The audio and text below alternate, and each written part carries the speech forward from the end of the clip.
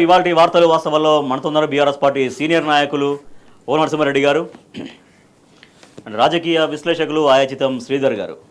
Good morning అండి, welcome to వార్తలు వాస్తవాలు. ఇక కాంగ్రెస్ ప్రభుత్వం రాష్ట్రంలో ఏర్పడి సంవత్సరం కంప్లీట్ అయిపోయింది. ఈ 14 నెలల పరిపాలనలో రైతులు సగటున రోజుకొక్కరు ఆత్మహత్యల బాట పడుతున్నారు. సో ఏర్పడినటువంటి రోజులు 408 రోజుల్లో దాదాపు 402 మంది రైతులు ఆత్మహత్య బాటపట్టారు. సో చాలా విషాదకరమైన పరిస్థితులు, చాలా ఆందోళనకరమైన పరిస్థితులు. నరసింహారెడ్డి గారు, ఎందుకు ఆత్మస్థైర్యం కోల్పోయి రైతులు ఆత్మహత్య బాటపడుతున్న పరిస్థితి? రోజుకొక ఆత్మహత్య అంటే అది మామూలు ఆందోళనకర విషయం కాదు, చాలా విషాదకరమైనటువంటి ఒక పరిస్థితి. ఎందుకు రైతాంగం ఆత్మస్థైర్యాన్ని కోల్పోతుంది, ఆత్మహత్యల బాటపడుతుంది? దీంట్లో ఒకటి ఉంది రాజేష్ గారు. ఇప్పుడు 9.5 సంవత్సరాలు కేసీఆర్ గారి పరిపాలనలో వ్యవసాయం ఎట్లుండే, ఇప్పుడు ఎట్లుండే, అప్పుడు రైతుల పరిస్థితి ఏంది, ఇప్పుడు రైతుల పరిస్థితి ఏందని ఇవాళ రైతులందరూ కూడా వాళ్ళ మనసులలో వాళ్ళు పోల్చి చూసుకుంటున్నారు. ఇవాళ ఈ ఘటనకు సంబంధించి ఆలోచన చేస్తే ఎంత దుర్మార్గం అంటే, అసలు ఈ రేవంత్ రెడ్డి అనుకోవటానికి అసలు మానవత్వం ఉందా, అసలు ఈయన మనిషేనా అని అనిపిస్తుంది నాకు ఒక్కొక్కసారి పర్సనల్గా.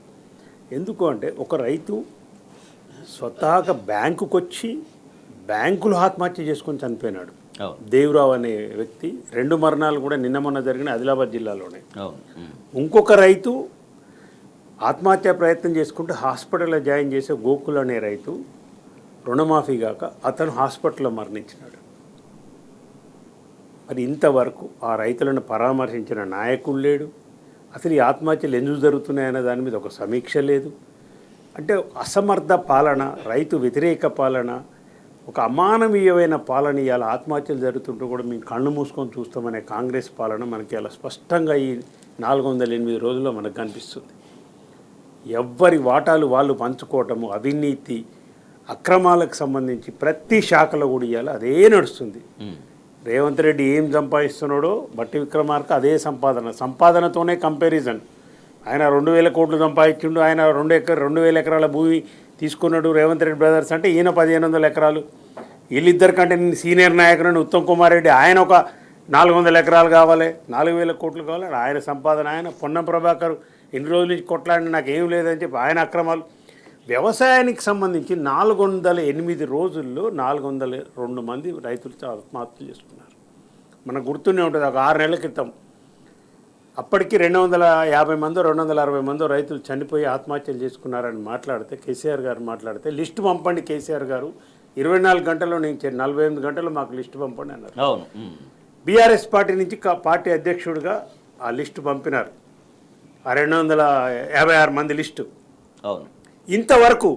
ఇంతవరకు ఒక్కళ్ళకైనా కానీ మీ ఎక్స్గ్రేషియా కానీ లేదు, రైతు బంధు, రైతు బీమా కానీ ఏదైనా పథకం మీరు అమలు చేస్తున్నట్టుగా ఎక్కడా లేదు. ఎందుకు మరణాలు పెరిగిపోతున్నాయి, రైతుల మరణాలు? ఎందుకు రైతులు మానసికంగా బలహీనులైపోయి పాపం వాళ్ళ జీవితాన్ని ఇలా వ్యవసాయం కొనసాగించలేక ఎందుకు వాళ్ళ జీవితాన్ని సాధిస్తున్నారు? ఎందుకు అంటే, ఒకటి, మీరు రైతులకు ఇస్తారన్న ఏ హామీ అమలు చేయలేదు. ఇది ప్రధానమైన కారణం. మీరు ఆశ చూపి ఓట్లు వేయించుకొని దరిదాపు 70 లక్షల మంది రైతులు ఖాతాలు ఉంటే ఈ రాష్ట్రంలో, వాళ్ళకి అది ఇస్తాము ఇది ఇస్తామని చెప్పి మీరు రైతు భరోసా 15,000 అని చెప్పి, కౌలు రైతులను ఆశపెట్టి వాళ్ళకు 15,000 అని చెప్పి, వ్యవసాయ కూలీలకు 12,000, ధాన్యానికి 500 బోనస్ ఇస్తామని చెప్పి, డిసెంబర్ 9 లోపు రుణమాఫీ చేస్తామని చెప్పి, కేసీఆర్ 1,00,000 చేసిండు పోయి లగెత్తుకపోయి బ్యాంకులలో తెచ్చుకోండి అని చెప్పి 2 లక్షలు చేస్తామని చెప్పి, ఇవన్నీ చేయడం ద్వారా రైతులు మీకు పెద్ద ఎత్తున కాంగ్రెస్ పార్టీకి ఓట్లు వేసిండ్రు. అసలు ఈ మరణాలను ప్రభుత్వం గుర్తించట్లేదా, లేదంటే ప్రభుత్వం దృష్టికి పోవట్లేవా ఏంటి? అసలు ఇవన్నీ మరణాలు కావు అనుకుంటుందా ఏంటి? గుర్తించడం లేదు. ఇప్పుడు వాళ్ళ పని వేరే ఉంది. రైతులు మరణిస్తుంటే వ్యవసాయ శాఖ మంత్రి తుమ్మల నాగేశ్వరరావు గారు స్వతహాగా ఆయన రైతు, ఆయన ఏం మాట్లాడాడు? నిన్న ఆయన బ్యాంకుకి వచ్చి ఎందుకు మరణిస్తే చెప్పండి. ఆ రైతు ఎక్కడ వాళ్ళ ఇంటికాడ ఆత్మహత్య చేసుకోలే. అవును. రేవంత్ రెడ్డి సిగ్గుండాలని ఒకసారి బయటికి రా. ఏం సింగపూర్ తిరుగుతావా నువ్వు? ఎందుకని సింగపూర్ పోయేది? ఏమున్నాడు? అయిన అగ్రిమెంట్లే ఉంది, 100 కోట్ల అగ్రిమెంటు, 200 కోట్ల అగ్రిమెంటు. ఒక యూనివర్సిటీలో అంటే పాఠ్యాంశాన్ని తెచ్చి ఇక్కడ స్కిల్ యూనివర్సిటీలో పెడుతుండట. హైయర్ ఎడ్యుకేషన్ కౌన్సిల్గా మెంబర్గా నేను చెప్తున్నాను, మేము పోయిన యూనివర్సిటీలలో దరిదాపు ఇక్కడ జేఎన్టీ కానీ ఉస్మానియాతో కానీ ప్రపంచం మొత్తంలో 100 యూనివర్సిటీలతో మనకు ఎంఓయూలు అయినాయి. నేనేమంటా, అప్రాధాన్యమైన విషయం వీళ్ళకి రైతుల ప్రాధాన్యత క్రమంలో అసలు మీ పరిపాలనకు ప్రాధాన్య క్రమం లేదు. మీరు ఇచ్చిన హామీలు నెరవేర్చలేదు. రైతాంగానికి సంబంధించి తీవ్రమైన సంక్షోభం ఇవాళ రాష్ట్రంలో రైతాంగం వ్యవసాయం ఉంది. 9.5 సంవత్సరాల్లో కేసీఆర్ గారి పాలన ఎట్లుండాలని అనుకుంటున్నారు? రైతు రుణమాఫీ చేస్తాను 29,000 కోట్ల రుణమాఫీ చేసిన రైతుని టెన్షన్గా 11 విడతలుగా రైతు బంధు కరోనా ఉన్నప్పటికీ కూడా 2 సంవత్సరాలు ఏ ఒక్క విడత కూడా లేకుండా దాదాపు 73,000 కోట్ల రూపాయలు 69 లక్షల మంది రైతుల ఖాతాలలో వేసిన ఘనత కేసీఆర్ గారు. 9.5 సంవత్సరాల్లో రాజేష్ గారు కేసీఆర్ పాలనలో 4.5 లక్షల కోట్ల రూపాయలు వ్యవసాయానికి కేటాయించడం జరిగింది. దాని రిజల్టే, దాని ఫలితమే 3 కోట్ల వరిధాన్యము, 3 కోట్ల వరిధాన్యము, టన్నుల వరిధాన్యం. రైతు రాజును చేయాలని పెరుగన్నం తిని రైతన్న కాలు మీద కాలేసుకొని మంచం మీద నిద్రపోవాలనేది రైతు. సో రైతు ప్రాధాన్యంగా నాటి పరిపాలన సాగింది బీఆర్ఎస్ పరిపాలన. ఫార్మర్ సెంట్రిక్ గవర్నమెంట్ అని పలుసార్లు అసెంబ్లీలో కేసీఆర్ గారు చెప్పినారు. మా ప్రభుత్వము రైతు కేంద్రంగా మా చట్టాలు ఉంటాయి, మా పరిపాలన ఉంటుంది. ఈ రాష్ట్రం వ్యవసాయక రాష్ట్రము. భారతదేశంలో తెలంగాణ రాష్ట్ర వ్యవసాయాన్ని, తెలంగాణ రైతుని నెంబర్ 1గా నిలబెట్టిన ఘనత కేసీఆర్ గారిది. ఇవాళ మీరు ఆత్మహత్యలు తెలంగాణ చేసిండ్రు. రైట్. కాంగ్రెస్ ప్రభుత్వం ఏర్పడి 14 నెలలు అంటే 400కు పైగా రోజుల్లో 400కు పైగా ఆత్మహత్యలు. అంటే సగటున రోజుకొక రైతు ఆత్మహత్య చేసుకోవడం ఆందోళన కలిగిస్తోంది. ఇంత మరణ మృదంగా మోగుతున్నా కూడా ప్రభుత్వం మాత్రం మొద్దు నిద్ర వేయడం లేదు. 14 నెలల కాంగ్రెస్ ప్రభుత్వ పరిపాలనలో 406 రోజుల ప్రభుత్వ పరిపాలనలో 402 మంది రైతులు ఆత్మహత్య చేసుకున్నటువంటి దుస్థితి తెలంగాణలో కనిపిస్తోంది. శ్రీధర్ గారు, ఇంత మరణ మృదంగా మోగుతున్నా, ఇంత ఆవేదనపూరితమైన వాతావరణం కనిపిస్తున్నా, రైతులు ఆత్మస్థైర్యం కోల్పోతున్నా కూడా ప్రభుత్వం ఎందుకు ఈ ఇష్యూని అడ్రస్ చేయలేకపోతుంది?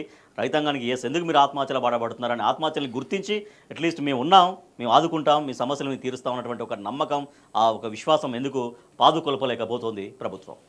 అంటే రేవంత్ రెడ్డి గారు ముఖ్యమంత్రి అయిన కొత్తల్లో ఒక మాట అన్నారు, కేసీఆర్ గారి ఆనవాడు లేకుండా చెరిపేస్తాను. కేసీఆర్ గారి ఆనవాలే రైతు, కేసీఆర్ గారి ఆనవాలు వ్యవసాయం, కేసీఆర్ గారి ఆనవాలు నీళ్లు. మరి రేవంత్ రెడ్డి గారు ఆ దృష్టితో ఆలోచించి నీళ్లు లేకుండా, వ్యవసాయం లేకుండా, రైతన్లకు బతుకు లేకుండా చేస్తే కేసీఆర్ గారి ఆనవాళ్ళు లేకుండా చేసినట్టు అవుతుందేమని భావిస్తున్నాడేమో తెలియదు. కానీ చూస్తుంటే మాత్రం చాలా దారుణంగా ఉంది పరిస్థితి. హరీష్ రావు గారు నిన్న లిస్టే ఇచ్చేశారు. ఆయన ఎంతమంది రైతులు ఆత్మహత్య చేసుకున్నారు. ఇంతకుముందు సవాల్ చేశారు ప్రభుత్వం, ఆ సవాల్కు జవాబుగా లిస్ట్ ఇచ్చారు.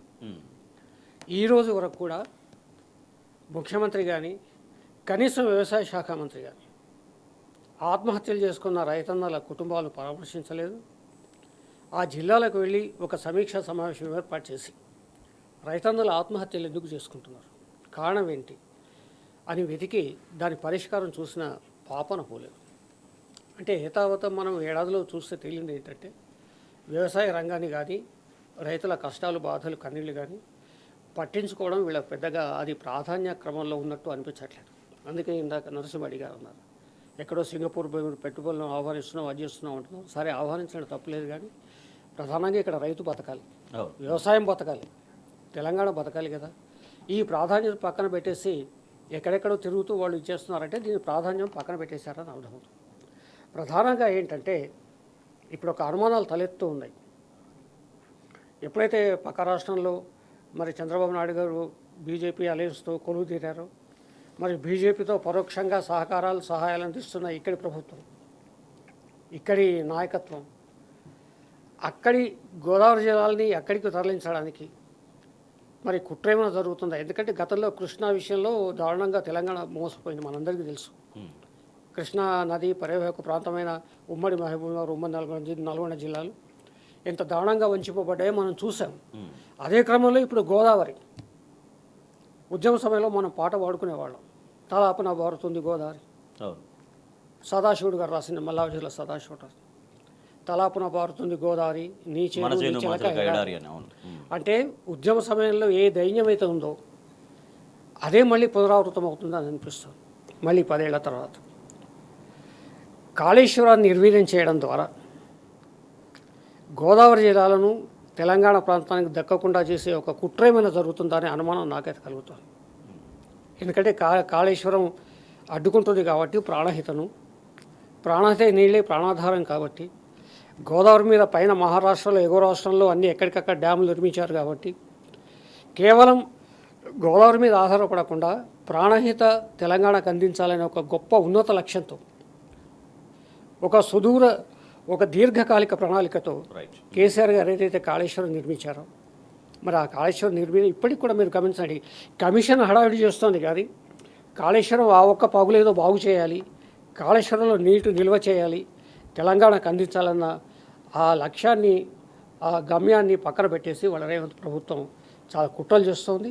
ఇప్పటికైనా కానీ కాంగ్రెస్ పార్టీ అలా ఉంచితే మిగతా రాజకీయ పార్టీలన్నీ ఒకటై తమిళనాడు స్ఫూర్తిగా రైతన్నల పక్షాన్ని నిలిచి ఈ విషయంలో పోరాటం చేయాల్సిన అవసరం ఉంది. రైట్. నరసింహ గారు, మొన్న బ్యాంకులో ఆత్మహత్యకు పాల్పడ్డ రైతు ఆత్మహత్య పైన కూడా వక్రంగా మాట్లాడుతున్న పరిస్థితి, ఆయన వేరే పర్సనల్ ఇష్యూస్తో ఆత్మహత్య చేసుకున్నారనేది ఇలా కాంగ్రెస్ ప్రభుత్వం చెప్తున్నటువంటి మాట. నిజంగా ఒక ఆత్మ పరిశీలన ఎందుకు చేసుకోవట్లేదు తనకు తానుగా? ఎస్, కాంగ్రెస్లో పరిపాలనలో రైతుల ఆత్మహత్యకు పాల్పడుతున్న మాట నిజమే, రైతాంగాన్ని మేము కాపాడుతాం అన్నటువంటి నమ్మకాన్ని, ఒక గంభీరమైనటువంటి ప్రకటనను ఎందుకు చేయలేకపోతాం? వాళ్ళకి ఇష్టం లేదు. ఎందుకు చేస్తారు వాళ్ళు?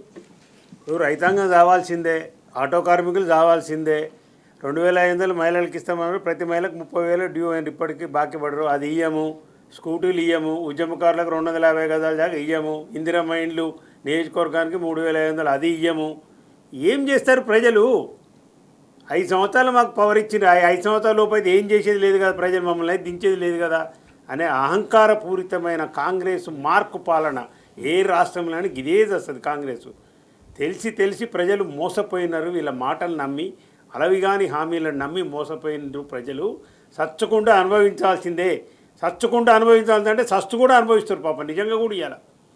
ఇప్పుడు ఈ రైతుల ఆత్మహత్యలకు ప్రధాన కారణము వ్యవసాయానికి పెట్టుబడి లేదు, రైతు బంధు లేదు. 3 కార్ల నుంచి నువ్వు ఇంతవరకు ఒక్క పైసా రైతు భరోసా కింద ఇవ్వలే. కాబట్టి ఏమవుతుంది? ప్రైవేట్ అప్పుల పాలవుతున్న రైతులు, బ్యాంకులో లోన్లు ఇస్తలేరు. రైతు రుణమాఫీ కాలేదు కాబట్టి ఏమో బ్యాంకులో ఫ్రెష్ లోన్లు ఇవ్వట్లేదు. అవును. నువ్వు చేసింది ఎంత? 30% కూడా చేయలేదు. 45 లక్షల మంది రైతుల కానీ 22 లక్షల మందికి ఇచ్చినావు. 49,500 కోట్లు అని చెప్పి 18,000 కోట్లు ఇచ్చినావు. దరిదాపు 25 లక్షల 30 లక్షల మందికి నువ్వు రైతు రుణమాఫీ చేయబెత్తివి. కొత్త లోన్లు రావట్లేవు. 2 లక్షల పైన ఉంటే మేము ఇయ్యము అన్నాడు, వాని కట్టమన్నారు, రైతులకు వాళ్ళని కట్టమన్నారు. ఆ 3 లక్షలు ఉన్నోళ్ళు, 250 ఉన్నోళ్ళు, కొంతమంది తెచ్చి కడితే, అప్పు తెచ్చి కడితే కూడా అదొక అప్పు అయింది, మళ్ళీ 3 రూపాయలు వడ్డీకి తెచ్చి ప్రవేశం, అది కాలేదు. ఏమైపోయింది? రైతులంతా రుణాల పాలవుతున్నారు. ఇప్పుడు ఇక పంటకు 500 రుణమా బోనస్ ఇస్తా ఉన్నారు, అది ఇంతవరకు ఎవరికి ఏ రైతుని మీరు ఖాతాలలో ఏ రైతుని? ఇంకోటి నీళ్లు.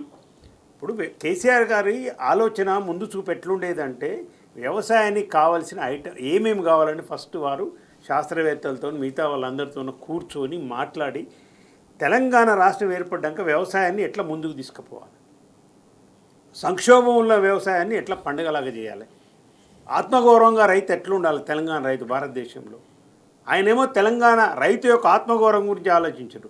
ఇక్కడనేమో మీరు రైతు ఆత్మహత్యలు అవుతున్నాయి ఇవాళ తెలంగాణ, అయినా పట్టించుకుంటలేదు.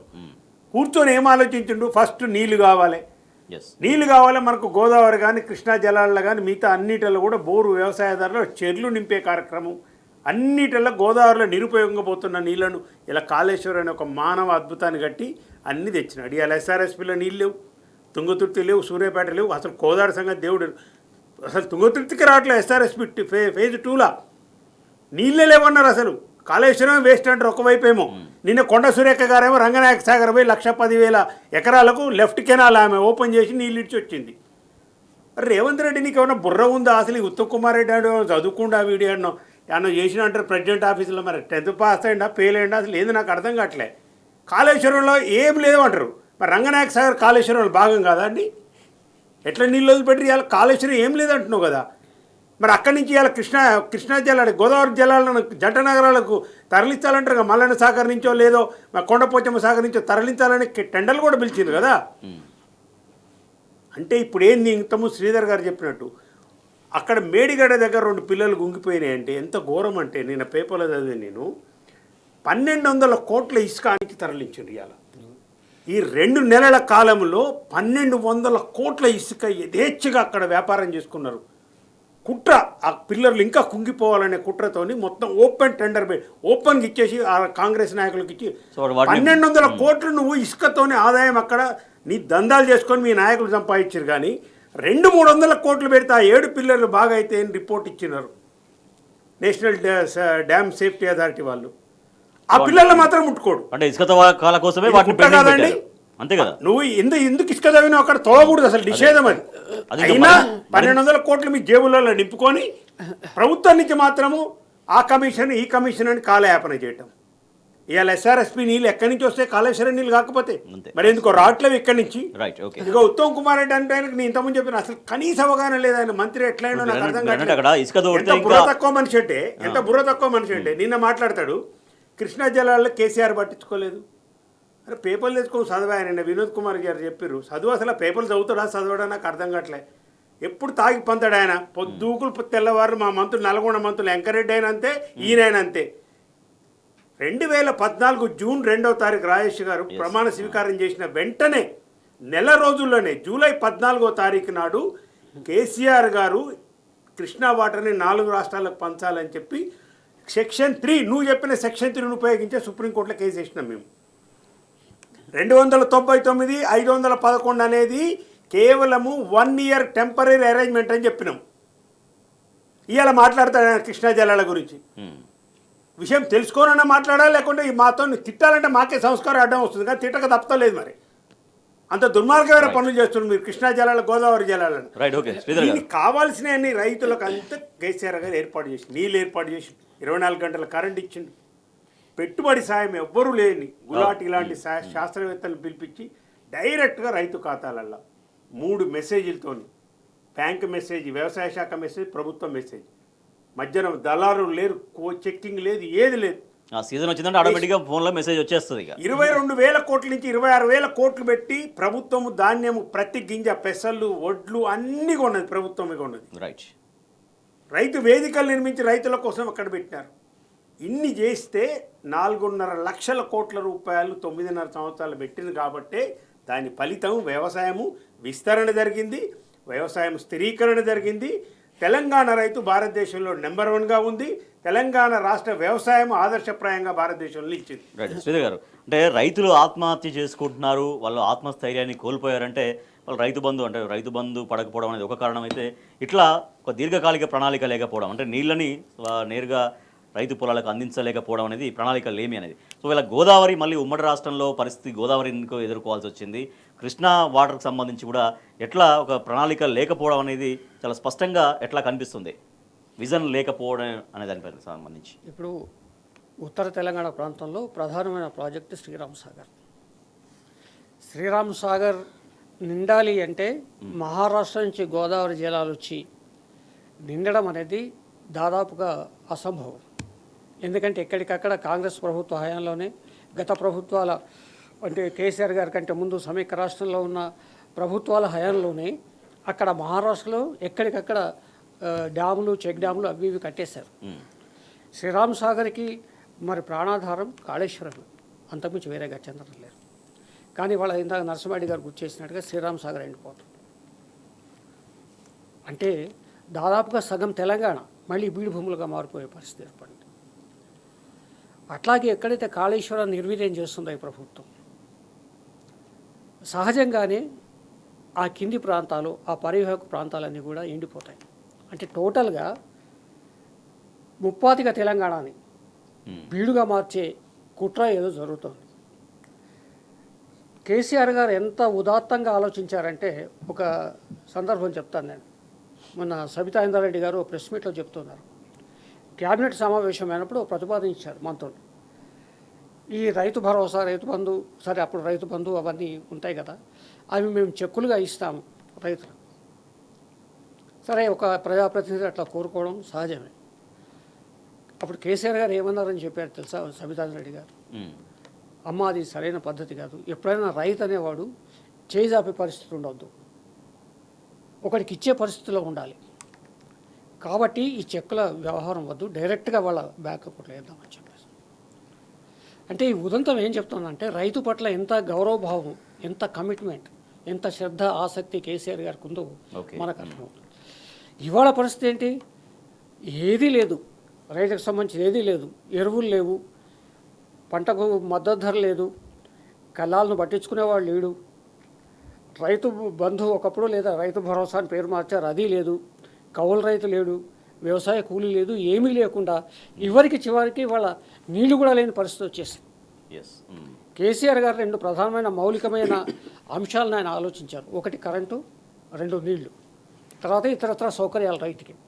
అందుకే ఆయన ప్రభుత్వం చేపట్టగానే ముందుగా కరెంటు సమస్య ప్రక్షాళన చేశారు. ఆ సమస్య పరిష్కరించారు. 24 గంటలు కరెంట్ ఇచ్చారు. తర్వాత నీళ్లు, సరే నీటి ప్రాజెక్టు సో మళ్ళీ వాళ్ళ గోదావరి పరిస్థితి 2014లో ఎట్లా ఉండే, అంటే ఉమ్మడి రాష్ట్రం ఉన్నప్పుడు ఎట్లా ఉండే, అటువంటి పరిస్థితికి మళ్ళీ సేమ్ మళ్ళీ వచ్చింది. అదే కదా పాత పరిస్థితి పునరావృతం గోదావరి వచ్చేసింది. ఆ పాట వచ్చిందే కదా. గోదావరి పరివాహక ప్రాంతంలో ఉండే పెద్ద మనిషి ఓ కవి రాసిన ఆ పాట అది. మళ్ళీ అదే పరిస్థితి వచ్చింది ఇవాళ. మళ్ళీ గోదావరి పరివాహక ప్రాంతంలో ఉన్న రైతన్నలు కూడా మళ్ళీ ఈ ఆత్మహత్యలకు పాల్పడే ఒక దుస్థితి ఏర్పడింది. వాళ్ళ కన్నీరు మళ్ళా ఉబికి వచ్చే ప్రమాదం అవుతుంది. కాంగ్రెస్ ప్రభుత్వ అనాలోచిత విధానాల వల్ల ఇవాళ రైతాంగం తీవ్రంగా ఇబ్బందులు పడుతుంది. సాగునీరు అందించే స్పష్టమైన ప్రణాళిక కూడా లేకపోవడంతో ఇవాళ కృష్ణా గోదావరి పరివాహక ప్రాంతాలు, ఆ ఆయకట్టు రైతులందరూ కూడా దీనంగా ఎదురు చూడాల్సినటువంటి పరిస్థితి. రైట్. నరసింహారెడ్డి గారు, ఎస్ఆర్ఎస్పి ఫేజ్ 2 ఆయకట్టు ఎట్లా ప్రశ్నార్థకంగా మారింది? యాక్చువల్గా ఎస్ఆర్ఎస్పి దానికి ఉద్దేశం ఏంటి, దాని లక్ష్యం అనేది ఎందుకు ఇవాళ కాంగ్రెస్ ప్రభుత్వం పూర్తిగా విస్మరించినటువంటి పరిస్థితి ఉంది? నేను కాంగ్రెస్ నాయకులకు ఒక ప్రశ్న ఇస్తున్నాను. ఉత్తమ్ కుమార్ రెడ్డి, నీకు కొంచెమైనా ఏమైనా కనీసం మినిమం కామన్ సెన్స్ ఉంటే ఈ ప్రశ్నకు జవాబు చెప్పు. టీవీ చూడకపోయినా తెప్పించుకోనని చూసి చెప్పు. కాళేశ్వరం ఏమీ లేదు, 1,00,000 కోట్లు తీసుకుపోయి గోదావరిలో పూసిరు అన్నావు కదా. మరి ఇవాళ నువ్వు ఎల్లంపల్లి నుంచి పంపులు ఆన్ చేసి మిడ్ మానేరుకు నీళ్ళు వస్తేనే ఎస్ఆర్ఎస్పి 2కి ఇప్పుడు సూర్యాపేట జిల్లాకు వచ్చే అన్నీ కూడా అయ్యే నీళ్ళు. 3 లక్షల ఎకరాలు వరంగల్ కానీ, సూర్యాపేట కానీ, తుంగతుర్తి కానీ, కోదాడ వరకు పోయేది ఇంతకుముందు. 3 లక్షల ఎకరాల జిల్లాల 4 నియోజకవర్గాలలో. మరి ఇవాళ అక్కడి నుంచి నువ్వు ఎట్లా ఎల్లంపల్లి నుంచి మిడ్ మానేరుకు నీళ్ళు ఎట్లా వస్తాయని మీ కాంగ్రెస్ ప్రభుత్వంలో ఏమైనా చేసిండ్రా? బాహుబలి మోటార్లు ఆన్ చేసి 205 కిలోమీటర్ల ట్విన్ టన్నల్స్ అక్కడ ఉంటేనే దాని ద్వారా వచ్చి ఆన్ చేస్తేనే ఇవాళ ఇక్కడికి వచ్చినాయి. గదే మీ సురేఖమ్మ గారు పోయి నిన్న ఓపెన్ చేసినాయి. ఆ నుంచి ఎత్తితేనే రంగనాయక సాగర్లో పోయినాయి, ఆ నుంచి ఎత్తేనే మల్లన్న సాగర్, ఆ నుంచి ఎత్తేనే కొండపోచమ్మ సాగర్. కాళేశ్వర స్వరూపమే నీకు తెలియదు. 141 టీఎంసీలు గత 9.5 సంవత్సరాలుగా నిల్వ చేసి కేసీఆర్ గారు ఏవైతే చెర్లు నింపి వ్యవసాయాన్ని చేసినో 25 లక్షల ఎకరాల సేద్యం ఇవాళ ప్రశ్నార్థకంగా మారింది తెలంగాణలో. 25 లక్షల ఎకరాలు 141 టీఎంసీని ఎట్లా భారిస్తారో చెప్పండి. ఇవాళ సూర్యాపేట జిల్లాలో కానీ, తుంగతుర్తి నియోజకవర్గంలో కానీ మీరు ఎట్లా భారిస్తారు? ఆ 3 లక్షల ఎకరాలు ఆల్రెడీ నాట్లు పడ్డాయి. దరిదాపు 2 లక్షల ఎకరాలలో నీళ్లు లేవని చెప్పి రైతులు ధర్నాలు చేస్తున్నారు. నల్లంగిలు దొడుకొని డిస్ట్రిబ్యూటర్ దగ్గర కూర్చుంటున్నారు, నీళ్ళు రావట్లేదని చెప్పి. కనీసం సోయి లేదు. అరే వ్యవసాయం నాటు పెడుతున్నారు, ఏసంగి ఎట్లా నీళ్ళు ఇవ్వాలని సోయి లేదా మీకు? ఇరిగేషన్ శాఖ మంత్రికి సోయి లేదు, ముఖ్యమంత్రి ఏమో ఇక దేశాలు పట్టుకొని తిరుగుతుండు. 450 కోట్లట. నిన్న చిన్న చూసిన సిగ్గుండాలి కాంగ్రెస్ నాయకులకి. అసలు ఎవరికన్నా బుర్ర లేదు. అలా సీనియర్ నాయకులు శ్రీధర్ బాబు పక్కన కూర్చుండి చేతులు కట్టుకొని, ఆ శ్రీధర్ బాబు వాళ్ళ ఫాదర్ కాంచి కాంగ్రెస్ నాయకులు, లికార్సైన కాంగ్రెస్ నాయకులు 450 కోట్లతోని 40 మందికి ఉద్యోగాలట. అరే అయ్యా, ఈడ ఉంటే ఇప్పుడు కొన్ని వేల మంది, లక్షల మంది వ్యవసాయంలో ఇక్కడే ఎంప్లాయ్మెంట్ దొరుకుతుంది. హార్వెస్టర్లకు దొరుకుతాయి, కోతలకు దొరుకుతాయి, ప్రతి దాంట్లో వ్యవసాయం చుట్టే కదా 70 మంది జీవిస్తున్నారు. ఇలా 100 మంది జీవించే ఇది వ్యవసాయాన్ని పక్కన పెట్టేసి 450 కోట్లు, 40 ఉద్యోగాలు, 30 ఉద్యోగాలు లెక్కలు చెప్తున్నారు ఇప్పుడు వచ్చి. అంటే విలాసాలకు, జలసాలకు మీరు మీ కుటుంబాలు తిరగటానికి చేసుకున్న ఫారిన్ ట్రిప్పులే కానీ కేటీఆర్ గారు చెప్పినట్టు నిజంగా 40,000 కోట్లు కాదు, 40 రూపాయలు కూడా పెట్టుబడులు రాలే. వ్యవసాయాన్ని నిర్లక్ష్యం చేస్తే తెలంగాణ నువ్వు ఇవాళ ఉంటో పవర్లో, రేపు ఎట్టాకపోయేది అది ఆల్రెడీ డిసైడ్ అయిపోయింది. ప్రజలందరూ కూడా తిరగబడుతున్నారు. మళ్ళీ దీన్ని గాడిలో పెట్టాలంటే కేసీఆర్ గారికి ఎంత టైం పడుతుందో ఆలోచన చేయండి. రైతులు ఆలోచన చేయాలి. ఎలా తెలంగాణ రైతాంగం ఆలోచన చేయాలి. ఎండిపోయిన పొలాలు ఎందుకు మనం ప్రత్యక్షమవుతున్నాయి? ఇదే సీజన్లో కేసీఆర్ గారి టైంలో నిండుగా ఉన్న చెర్లలో నీళ్లు లేకుండా ఎందుకు పోతున్నాయి? ఇవాళ మిడ్ మానేర్లు ఎందుకు నీళ్లు లేవు? ఇవాళ ఎస్ఆర్ఎస్పి కాల్లో నీళ్ళు ఎందుకు రావట్లేదు? రైతు బంధు లేక, రైతు భరోసా లేక రైతులు ఎందుకు ఆత్మహత్య చేసుకుంటున్నారు? ఈ ప్రశ్నలకు ఎవరు జవాబు చెప్పాలండి? రైట్. ఉత్తమ్ కుమార్ రెడ్డి మాట్లాడాడు, ఆయన ముఖ్యమంత్రి గారు అందుబాటులో ఉండడు. రైతులు పరమ గోస పెడుతున్నారు. ఇవాళ భూములు గుంజుకొని గిరిజన రైతులను అట్లా బాధ పెడతారు. అక్కడ వ్యవసాయాన్ని తీసుకుపోయి తుంగలో దొక్కేస్తారు. దీని పరిణామాలు ఎటు పోవాలి? రేపు రైతు ఆత్మహత్యలు ఇవాళ పేపర్లలో సహజమైన కాలంలాగా వచ్చింది. రాజేష్ గారు ఎవ్వడు పట్టించుకుంటలే. కాంగ్రెస్ నాయకులు అసలు మాట్లాడతలేరు. రైతు బీమా గురించి మాట్లాడరు. అంటే ఏంది ఆశల పల్లకిలో రైతులను చూపెట్టి ఇవాళ పాపం వాళ్ళు ఆశపడి మీకు ఓట్లు వేస్తే మీరు ఇవాళ అదే కాలుతోని బూట్ కాలుతోనే ఇవాళ తన్నే పరిస్థితి వస్తుంది ఇవాళ రైతు. రైట్, ఓకే శ్రీధర్ గారు. సో అదే రైతు సమస్య మనం చూస్తున్నాం. పసుపుకు బోర్డు అయితే ఏర్పాటు జరిగింది, కానీ పసుపుకు మద్దతు ధర ఏమైంది? దానికి సంబంధించి 15,000 మద్దతు ధర ఇస్తేనే పసుపు బోర్డుకు సార్థకం ఏర్పడినట్టు అనేది నిన్న ఇదే కవిత నేను గారు- చెప్పింది. ఇప్పుడు కాళేశ్వరమే దిక్కైంది, ఇక్కడ హెడ్డింగ్ చూసారా? అవునవును. ఈ నంది నారాయణపూర్ రిజర్వేషన్ నుంచి పంప్ హౌస్లు ఎట్లా వస్తున్నాయి? ఇదే ఎల్లంపల్లి నుంచి నీకు బిడ్మానేర్కున్న కనెక్షన్ ఏంటంటే ఇదే రాజేష్ గారు. అవును. ఇక్కడి నుంచే వాళ్ళు ఎత్తాలి ఎత్తిపోయాలి నీళ్లు. 200 మీటర్ల పైన ఉంటుంది అది. రైట్. కాళేశ్వరంలో భాగం కాదు. కాళేశ్వరం అంతా పోయింది, కూలిపోయింది, మేడిగడ్డ పోయింది, అది పోయింది. మరి ఎత్తి పంప ఏంటి ఇవ్వాలి? ఎత్తేది అయ్యే కదా. ఓవైపు దాన్నే విమర్శించుకుంటేనే మళ్ళీ దాన్నే ఉపయోగించుకోవడం. కనీస జ్ఞానం పేపర్ చదివే ప్రతి తెలంగాణ వాసికి కామన్ మినిమం నాలెడ్జ్ ఉన్న వాళ్ళకు కూడా తెలుస్తుంది ఈ విషయం. రైట్, అంటే అదే ప్రాజెక్ట్ని విమర్శించుకుంటూ దాన్నే ఉపయోగించుకోక తప్పని పరిస్థితి. రైట్ శ్రీధర్ గారు, సో పసుపు బోర్డుకు సంబంధించి మొన్న సరే కవిత గారు ఎట్లా ఫైట్ చేశారు, వారు మొదటి నుంచి ఎంపీగా ఎన్నికైనటువంటి అప్పుడు 2014 తర్వాత ఎట్లా ప్రతి ఎవ్రీ డే ఎట్లా దానికోసం పర్సూ చేశారనేది సో అందరికీ తెలిసినటువంటి విషయమే. సో దాన్ని మరోసారి ఆయన గుర్తు చేశారు. అట్ ద సేమ్ టైం 15,000 మద్దతు ధర పసుపుకి ఇస్తేనే ఆ బోర్డు సార్థకత. సో దానికి సంబంధించి కూడా ఎట్లా ప్రెజర్ తీసుకురాబోతున్నారు అనేది. పసుపు రైతుల సమస్యలను ఉమ్మడి రాష్ట్రంలో కాంగ్రెస్ ప్రభుత్వం పట్టించుకోలేదు. సమైక్య రాష్ట్రం విడిపోయిన తర్వాత, తెలంగాణ రాష్ట్రం ఏర్పడిన తర్వాత, కవిత గారు అక్కడ ఎంపీగా గెలిచిన తర్వాత మొట్టమొదటిసారి ఆమె టేకప్ చేసిన ఇష్యూ ఇదే, పసుపు బోర్డు మాకు కావాలని చెప్పేసి. ఆ విషయంలో ఇతర రాష్ట్రాల ముఖ్యమంత్రుల లెటర్లు తీసుకున్నామే, ఎంపీలను మద్దతుగా స్వీకరించారు. తర్వాత ఎమ్మెల్యేలు అందరితో కలిసి పసుపు బోర్డు ఏర్పాటు చేయాలన్న ఉద్యమం చాలా పెద్ద ఎత్తున చేశారు. మరి అప్పుడు ఎందుకు మోడీ గారు ప్రభుత్వం పెడచెవిన పెట్టారు? ఎప్పుడూ చేయాలి, ఎందుకంటే అత్యవసరం. ఎందుకంటే అత్యధికంగా పసుపు పండించే రైతులు ఆ ప్రాంతాల్లో ఉన్నారు. నిజామాబాద్ జిల్లా ప్రాంతాల్లో, కొంతమేర కరీంనగర్, వరంగల్. అవును. ఇప్పుడు ఏంటంటే అరవింద్ గారు ఇప్పుడు నేను తెచ్చానని చెప్తున్నారు అక్కడ ఎంపీ. కానీ కవిత గారు ఎంపీగా ఎలక్ట్ అయిన తర్వాత, కవిత గారు పసుపు బోర్డు ఉద్యమం ప్రారంభించే సమయంలో అసలు అరవింద్ గారు రాజకీయాల్లో లేరు, ఆయన సీన్లో లేరు. ఎప్పుడు పసుపు బోర్డు మాట ఎత్తలే, ఇది ఒకటి. రెండవది ఏంటంటే పసుపు బోర్డు నేను తెస్తానని చెప్పేసి ఒక బాండ్ పేపర్ రాసి నేను రాజీనామా చేస్తానని చెప్పిన తర్వాత పసుపు బోర్డు తేలేకపోతే ఎందుకు తేలేదని ప్రశ్నించినప్పుడు ఆయన ఏమన్నాడంటే, పసుపు బోర్డు ఏముంది, అంతకన్నా ఉన్నతమైన, అంతకన్నా గొప్పదైన బోర్డు నేను తీసుకొస్తాను చెప్పేసి ఆ స్పైసెస్ బోర్డు సంబంధించి ఎదురు తెచ్చాను. ఆ రోజు ఆయన ఏమన్నాడంటే, సినిమాలో డైలాగ్ ఇది యాక్చువల్గా, పసుపు బోర్డు అంటే అది అంబాసిడర్ కారు, ఇదైతే బెంజ్ కారు అని చెప్పి ఒక చమత్కారాన్ని వదిలాడు. అంటే అంతకన్నా గొప్పగా నేను ఇస్తున్నాను చెప్పడం, రైతులకి బాగా ఉపయోగం ఉంటుంది, అంతకన్నా గొప్పగా మా మోడీ ప్రభుత్వం, మా కేంద్ర ప్రభుత్వం ఇస్తుందని చెప్పారు. సరే, సంతోషపడ్డారు రైతులు. కానీ తిప్పి మళ్ళీ ఏం చేశారు, మళ్ళీ అంబాసిడర్ కారు అంటగట్టారు. అదే పసుపు బోర్డు తెచ్చారు. సరే తెచ్చారు అనుకుందాం, మరి మద్దతు ధర, పసుపు ఉత్పత్తులు, పసుపు పరిశ్రమలు ఇవన్నీ ఆధారపడి ఉంటాయి. ఊరికే పసుపు పండించుకోండి అంటే వదిలేస్తే సరిపోదు కదా. అవును. రకరకాల పరిశ్రమలు స్థాపించాలి, మద్దతు ధర కల్పించాలి. అంతేకాకుండా ఈ 10 ఏళ్లలో కేసీఆర్ గారి ప్రభుత్వ హయాంలో పసుపు అనేది 3 ఇంతలు పెరిగింది ఉత్పత్తి. ఆ 3 ఇంతలు పెరిగిన ఉత్పత్తికి మరి ప్రత్యామ్నాయం, పరిష్కారం, దారి, తెన్ను చూపించాల్సిన బాధ్యత కేంద్రం మీద ఉంది, ఇక్కడ రాష్ట్రం మీద ఉంది. కానీ ఊరికే బోర్డు ఏర్పాటు చేసామంటే కుదరదు. అందుకనే నా కవిత గారు స్పష్టంగా చెప్పారు, మద్దతు ధర ఇవ్వాల్సిందే, అనుబంధ పరిశ్రమలు ఏర్పాటు చేయాల్సిందే, పసుపు రైతుకు వెనుదన్నుగా ఉండాల్సిందే అని చెప్పేసి. లేకపోతే పసుపు పండించే, దేశవ్యాప్తంగా పసుపు పండించే రాష్ట్రాల్లో మనది అగ్రగణ్యంగా ఉంది తెలంగాణ రాష్ట్రం. కాబట్టి ఆ పసుపును రక్షించుకోవాలి, పసుపు రైతులను రక్షించుకోవాలి. కేవలం పసుపు బోర్డు ఇచ్చేసాం, తాంబూలాలు ఇచ్చాం, తన్నుకు చావండి అనకుండా దాని అనుబంధ పరిశ్రమలు ఏర్పాటు చేయాలి, రైతులను ఆదుకోవాలి. అప్పుడు మాత్రమే తెలంగాణ పసుపు రైతు పచ్చగా ఉంటాడు, చల్లగా ఉంటాడు. రైట్, ఓకే నరసింహ గారు. సో పసుపు బోర్డుకు సంబంధించి సో అప్పుడు కవిత గారు ఎంపీగా చేసినటువంటి పర్సువేషన్ అదంతా కూడా, వారు చేసిన పోరాటం అదంతా కూడా ప్రజల గమనంలో ఎట్లా ఉంది? సరే ఫైనల్గా పసుపు బోర్డు అయితే వచ్చింది, వారన్నట్టుగా లేకపోతే కవిత గారు డిమాండ్ చేసినట్టుగా 15,000 మద్దతు ధరతో పాటుగా పసుపు ఆధారిత పంటలు అవన్నీ కూడా ప్రోత్సహించే విధంగా ఎటువంటి కార్యక్రమాలు తీసుకోవాల్సినటువంటి అవసరం ఉంది. నాకు విచిత్రం ఏంటంటే, ఇప్పుడు పసుపు బోర్డు చైర్మన్ నియమించారు, ఏదో వర్చువల్గా ప్రారంభించారు. మళ్ళీ ఆఫీసర్ నాకైతే అడ్రస్ తెలియదు ఇంతవరకు. మరి ఏడబెట్టింది పసుపు బోర్డు ఆఫీసు? ఢిల్లీలో ఉందా, నిజామాబాద్లో ఉందా, హైదరాబాద్లో ఉందా?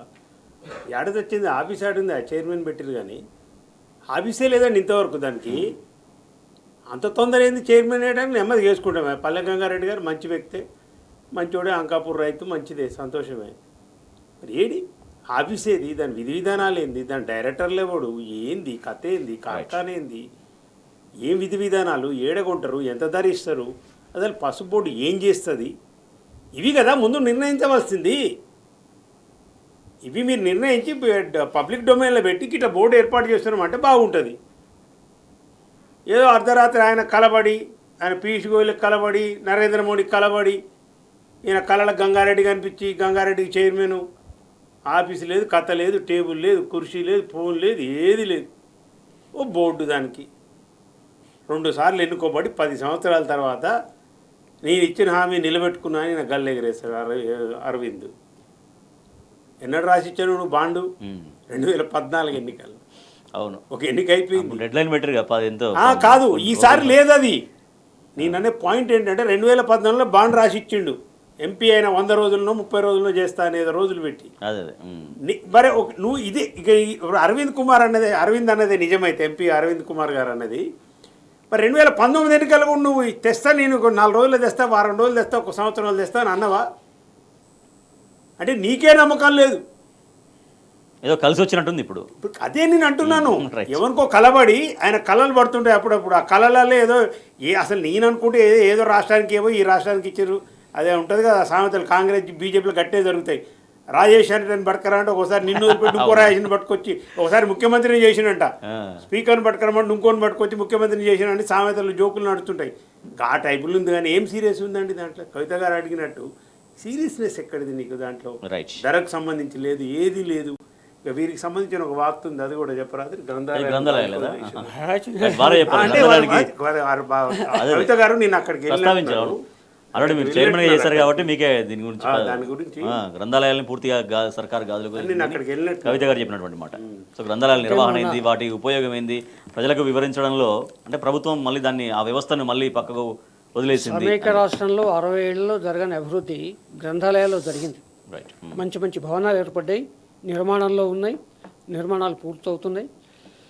ప్రత్యేకించి ఏంటంటే తెలంగాణ రాష్ట్ర ప్రభుత్వం కేసీఆర్ గారి ఆదేశాల మేరకు గ్రంథాలయాలకు వచ్చే కాంపిటేటివ్ ఎగ్జామ్స్ పిల్లలకి పుస్తకాల కొరత లేకుండా చేయమని ఆదేశించారు ఆయన. కాబట్టి గ్రంథాలయ వ్యవస్థ బడ్జెట్ పరిమితులు కూడా ఎత్తేసి మళ్ళీ ఇప్పుడు ఆ పరిస్థితి దుస్థితి ఏమొచ్చిందంటే ఇప్పుడు పుస్తకాల కొరత ఏర్పడింది. మళ్ళీ మొన్న ఎక్కడో అన్నారు, కొత్తగా వచ్చిన పుస్తకాలు కూడా అమ్ముకున్నారు సార్ అని ఒక క్యాండిడేట్ నాకు చెప్పాడు, కల్వకుర్తి జిల్లా నుంచి, ఆ ప్రాంతం నుంచి. ఇవాళ మళ్ళీ ఆ దుస్థితి వచ్చింది. అక్కడ ఎమ్మెల్యేకి ఆ సాయంత్రం మందుకు డబ్బులు లేవేమో, పుస్తకాలు అమ్మి కార్యక్రమం పెడతారు. కవిత గారు విజ్ఞాపన చేసినట్టుగా గ్రంథాలయాలు అనేవి కాంపిటేటివ్ ఎగ్జామ్స్కి వెళ్ళే పిల్లలకు అవి దేవాలయాలు, వాటిని నిర్లక్ష్యం చేయడం అనేది ఈ ప్రభుత్వానికి మంచిది కాదు.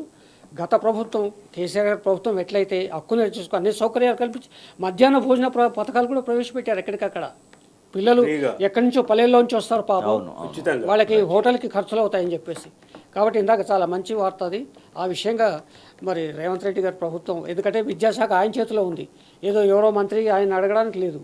మరి ముఖ్యమంత్రి సంఖ్యలో ఆ విద్యా వ్యవస్థ పెట్టుకుని మరి గ్రంథాలయాలు వాళ్ళ నిర్వీర్యమైతే మాత్రం ఆయనకే అవమానకరం. ఆంధ్రప్రదేశ్లోని విశాఖ ఉక్కు ఫ్యాక్టరీకి భారీ ప్యాకేజీని ప్రకటించిన కేంద్రం చాలా స్పష్టమైనటువంటి హామీ, విభజన హామీ అయినటువంటి బయ్యారం ఉక్కు ఫ్యాక్టరీని ఎందుకు విస్మరిస్తోంది? అసలు ఆ ఊసు ఎందుకు ఎత్తట్లేదు కేంద్ర ప్రభుత్వం? ఇక్కడ కాంగ్రెస్ ఎంపీలు, బీజేపీ ఎంపీలు ఎందుకు తెలంగాణ ప్రయోజనాల కోసం ఫైట్ చేయట్లేరు అనేది. నరసింహారెడ్డి గారు, బయ్యారం ఉక్కు ఫ్యాక్టరీ అసలు ఉంటుందా ఉండదా? ఎందుకంటే ఆంధ్రప్రదేశ్ పునర్విభజన చట్టంలో చాలా ముఖ్యమైనటువంటి హామీ ఇది, దీన్నే పూర్తిగా పక్కన పెట్టినటువంటి వైనం లేదని చెప్పేసి కిషన్ రెడ్డి గారు అంటే టోటల్ అంతే బంధని చెప్పినారు కదా, చాలాసార్లు చెప్పినారు కిషన్ రెడ్డి గారు. ఎందుకు చెప్పినారంటే వాళ్ళు చెప్పిన కారణాలు ఏంటంటే, అశాస్త్రీయమైన కారణాలు ఏంటంటే, ఇక్కడున్న బయ్యారం స్టీల్లో దాదాపు 150 ఎకరాలలో ఉన్న దీంట్లో ఐరన్ ఓర్ పర్సెంటేజ్ తక్కువగా ఉంది కాబట్టి అని చెప్పేసి సెయిల్ వాళ్ళు వచ్చి రిపోర్ట్ ఇచ్చిన మాకు చెప్తే అప్పుడు టీఆర్ఎస్ పార్టీ, బీఆర్ఎస్ పార్టీ తీవ్రంగా వ్యతిరేకించింది. దానికి సంబంధించి మేము రైజ్ చేసిన ఇష్యూ ఏంటంటే, బైలాడిల్లాలోంచి బయ్యారంకి 150 కిలోమీటర్లు పూర్తిగా ఐరన్ ఓర్. వాళ్ళు ఇచ్చిన రిపోర్ట్లు కూడా తప్పు రిపోర్ట్. యాక్చువల్గా ఆ రిపోర్ట్లో కూడా ఏముందంటే, ఇంకొకటి ఏదైనా ఒక ప్రోడక్ట్ మిక్స్ చేస్తే 90% ఇది వాడుకొని ఒక 10% వేరేది కలిపేస్తే అది సరిపోతుంది, స్టీల్కి సంబంధించి ఉక్కు తయారు చేయొచ్చు. బయలాడిల్లాకు బయ్యారంకి 150 కిలోమీటర్లు, 200 కిలోమీటర్లు. బైలాడిల్లా నుంచి ఇవాళ తీసుకుపోయి ఎక్కడికి తీసుకుపోతాను? గుజరాత్ సూరత్ పోర్టుకు, ఏది మన ఆదాని పోర్టుకు తీసుకుపోతున్నారు. 2000 కిలోమీటర్లు అది. మీరు ఈ నెపముతోని బయ్యారంలో ఉక్కు ఫ్యాక్టరీ పెట్టమని మీరు చెప్పేది తప్పు కిషన్ రెడ్డి గారు అని చెప్పి విభజన హామీలను మీరు తుంగలో దొక్కుతున్నారని చెప్పి మేము పలుసార్లు దీని మీద ప్రెస్ మీట్లు పెట్టినాము, కేంద్ర మంత్రులకు ఇచ్చినాము, అధికారంలో ఉన్నప్పుడు అన్నీ చేసినాం. 200 కిలోమీటర్లు నువ్వు తీసుకుపోతావు, బయలాడిలా నుంచి తీసుకుపోగలిగినప్పుడు 200 కిలోమీటర్ల లోపు ఉన్న ఇదే బయ్యారంలో మీరు స్టీల్ ఫ్యాక్టరీ పెట్టి అదే బయలాడిలా నుంచి క్వాలిటీ కొంత ఇళ్ళ మిక్స్ చేస్తే ఉక్కు ఫ్యాక్టరీ పెట్టేది. ఇది రాజకీయ సంకల్పం, చిత్తశుద్ధికి సంబంధించిన అంశం. సిగ్గుతోని బీజేపీ నాయకులు ఇద్దరు కేంద్ర మంత్రులు కూడా యాక్చువల్గా రాజీనామా చేయాలి. ఇవాళ 8 మంది రాజీనామా చేయాలి. ఇద్దరు కేంద్ర మంత్రులు బండి సంజయ్ గారు, కిషన్ రెడ్డి గారు కూడా రాజీనామా చేయాలి. ఎందుకు అంటే మూస్తామన్న విశాఖ ఉక్కుకు పోని ఇదే మాట్లాడదాం. రాజేష్ గారు, విశాఖ ఉక్కులో వైజాగ్లో ఏమన్నా స్టీల్ ఉక్కు ఐరన్ ఓర్ ఉందా? అదండి ఇప్పుడు విశాఖ ఉక్కు ఆంధ్రుల హక్కని కొట్లాడినాం కదా. విశాఖలో చుట్టుపక్కల ఎక్కడైనా కానీ విశాఖలో ఐరన్ ఓర్ ఉందా? ఫ్యాక్టరీ పెట్టడానికి ఐరన్ ఓరే కావాల్సిన అవసరం లేదనడానికి మస్తు ఉదాహరణలు ఉన్నాయి. సూరత్లో ఏం లేదు, ఇవాళ అక్కడ కూడా ఐరన్ ఓర్ ఏం లేదు. ఇక్కడి నుంచి 2000 కిలోమీటర్ నుంచి పంపిస్తున్నాం. ఇక్కడ ఉన్నదాన్ని కొంచెం యాడ్ చేసుకొని దాన్ని క్వాలిటీ పెంచుకునే అవకాశం ఉన్నదాన్ని కేవలం తెలంగాణ మీద ఉన్న దురుద్దేశంతో మోడీకి కానీ ఇక్కడ అమిత్ షాకి కానీ తెలంగాణ అంటే అలాగ పడదు. ఈ ఎంపీలకు సోయి లేదు. తల్లిని చంపి బిడ్డని బయటికి తీసినన్న మోడీ విభజన హామీలు అమలు చేయకపోతే ఇలా నిలదీసే దమ్ముందాండీలకు. ఇవాళ కేవలం ఒక్కటేనండి, కేంద్ర ప్రభుత్వము మెజార్టీ బీజేపీకి రాలేదు. 272 మ్యాజిక్ ఫిగర్ రాలే. 16 మందో 12 మందో ఎంపీలు చంద్రబాబు నాయుడుకు ఉన్నారు.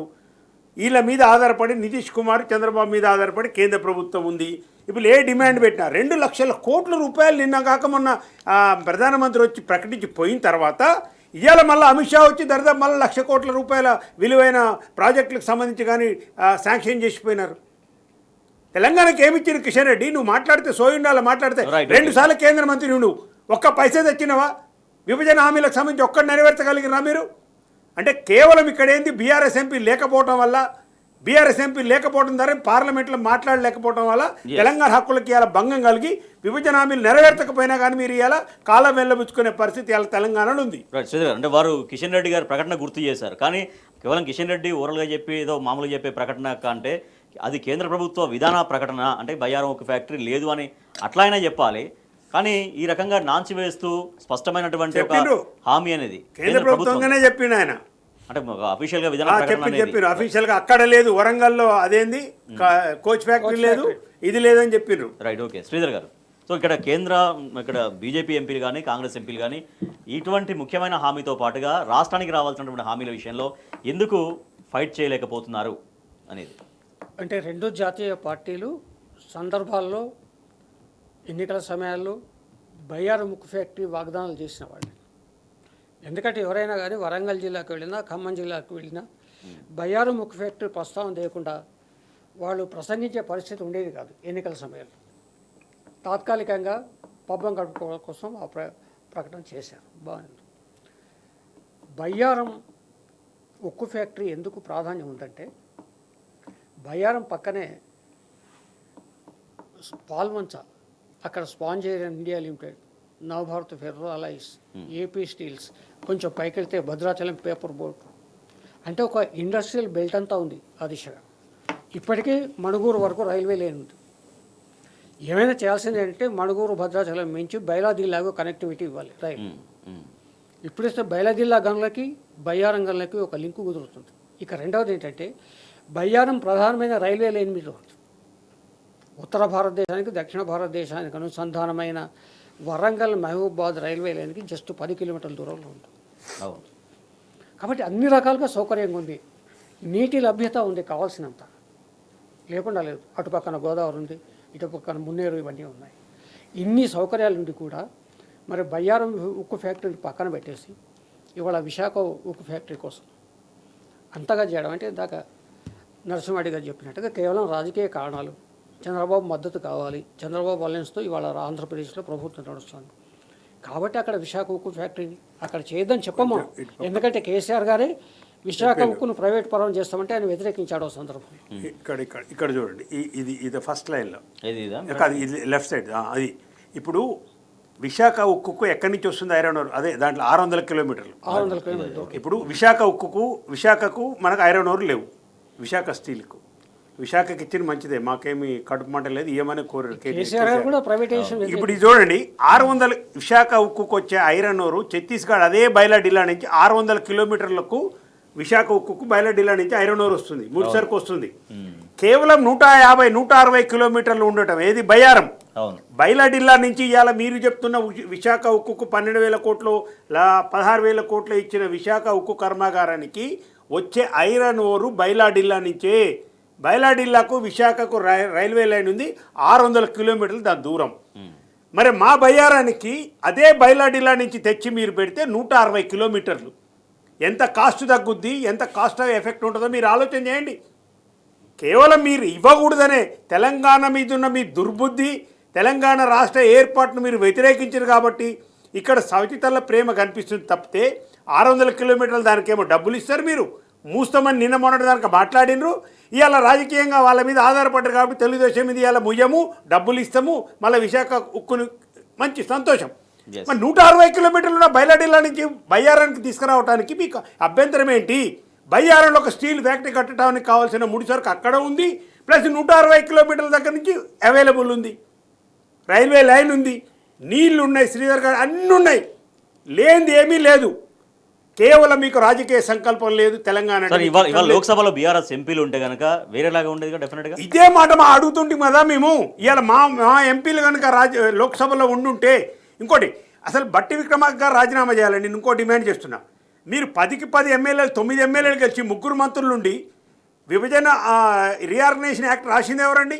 డ్రాఫ్ట్ చేసింది కాంగ్రెస్ పార్టీ కదా. ఆయన బిల్లు పెట్టింది ఎవరండి? కాంగ్రెస్ పార్టీ కదా. మద్దతు ఇచ్చింది బీజేపీ పార్టీ కదా. మరి రాసిరు కదా, దాంట్లో రాసిరు కదా బయ్యారం ఉక్కు ఫ్యాక్టరీ ఉంది కదా.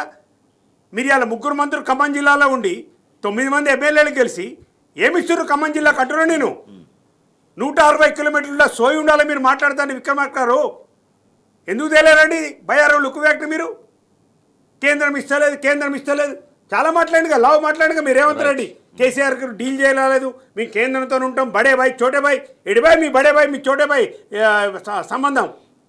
తెలంగాణ ప్రయోజనాలకు వచ్చాలకి ఏం లేదు, వ్యక్తిగత ప్రయోజనాలకు, ఓటుకు నోటు కేసుకు ఇదే బడే బాయ్ చోటే బాయ్ ప్రయత్నం. Right, okay. శ్రీధర్ గారు చివరిగా అంటే ఇవాళ బీఆర్ఎస్ పార్టీ ఎంపీలు లేకపోవడం వల్ల, లోక్సభలో లేకపోవడం వల్ల ఇటువంటి కేంద్రం నుంచి రావాల్సినటువంటి విషయాల్లో బార్గెనింగ్ మీన్స్ అంటే డిమాండ్ చేసేటువంటి వాయిస్ అనేది పూర్తిగా లేదు అనే లోటు రాష్ట్ర ప్రజలు ఎట్లా గుర్తిస్తున్నారు?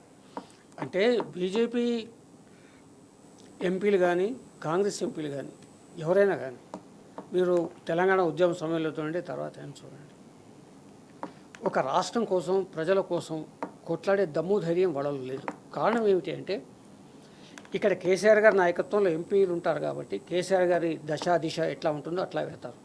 కానీ కేంద్రం దగ్గరికి వచ్చేసరికి ఎవరైనా సరే ఇక్కడ ఎంపీలు కాంగ్రెస్ కానీ బీజేపీ కానీ ఆ పై వాళ్ళ అనుసంధానంలోనే వీళ్ళు కొనసాగుతారు తప్ప ఇక్కడి ప్రజలు ఇక్కడి ప్రయోజనాలు అనే విషయం పక్కన పెడతారు. అందుకే మీరు కిషన్ రెడ్డి గారు కానీ బండి సంజయ్ గారు కానీ గతంలో కూడా ఏనాడు కూడా తెలంగాణ ప్రజల పక్షాన్ని నిలిచి తాడోపేడో తేల్చుకుంటామన్న ధోరణిలో ఎప్పుడు పార్లమెంట్లో మాట్లాడలేదు, ఎప్పుడు తెలంగాణ ప్రజల పక్షాన్ని నిలవలేదు. కొన్ని సందర్భాల్లో తెలంగాణ ప్రజలకు వ్యతిరేకంగానే వాళ్ళు వ్యవహరించారు. అది మనం చూసాం, వడ్ల విషయంలో చూసాం, మన దొడ్లు సన్న వడ్ల విషయంలో మనం చూసాం. బండి సంజయ్ గారు ఎలాంటి స్టేట్మెంట్లు ఛాలెంజ్ చేశారు. ఏనాడు కేంద్రం గురించి మాట్లాడలేదు, కేంద్రం గురించి పోట్లాడలేదు. కానీ ఇవాళ ఏంటంటే ఇద్దరు కేంద్ర మంత్రులు మన రాష్ట్రంలోనే ఉన్నారు. ఉన్నప్పుడు నోరు విప్పాలి మొదలు, మా ఉక్కు ఫ్యాక్టరీ ఏమైందని చెప్పేసి. కానీ నోరు విప్పకుండా ఇవాళ మౌనంగా ఉన్నారంటే అర్థం ఏమిటంటే బీజేపీ ఎంపీలు కానీ కాంగ్రెస్ ఎంపీలు కానీ ఢిల్లీకి విధేయులు తప్ప తెలంగాణ ప్రజలకు తెలంగాణ ప్రయోజనాలకు విధేయులు కారు కాబట్టి ఈ దుస్థితి ఏర్పడింది. రైట్గా తెలంగాణ రాష్ట్రం ఏర్పడేటప్పుడు అనేక విభజన హామీలు ఉన్నాయి. ఆ విభజన హామీల విషయంలో వాళ్ళ రాష్ట్రంలో కాంగ్రెస్ ఎంపీలు 8 మంది ఉన్నారు, బీజేపీ 8 మంది ఎంపీలు ఉన్నారు. కానీ వాళ్లకు రాష్ట్ర ప్రయోజనాలు పట్టవు కాబట్టి ఇటువంటి డిమాండ్స్ విషయంలో మౌనంగా ఉంటున్నారు, రాష్ట్ర ప్రయోజనాలని పూర్తిగా విస్మరిస్తున్నారు. కేవలం తమ రాజకీయ స్వార్థం మాత్రమే చూసుకుంటారు కానీ తెలంగాణ రాష్ట్ర ప్రజల ప్రయోజనాలను పట్టట్లేవు. అట్ ద సేమ్ టైం లోక్సభలో కనుక ఇవాళ బీఆర్ఎస్ పార్టీ ప్రాతినిధ్యం ఉంటే కనుక ఇవాళ వాయిస్ వేరేలాగా ఉండేది. తెలంగాణకు రావాల్సిన డిమాండ్ల విషయంలో చాలా గట్టిగా పోరాడేవారు అనేది తెలంగాణ ప్రజల్లో ఇప్పుడు మాట్లాడుకుంటున్నటువంటి సందర్భం కనిపిస్తుంది. Thank you so much Varuna Simhareddy గారు. Thank you so much Ajitham Sridhar గారు.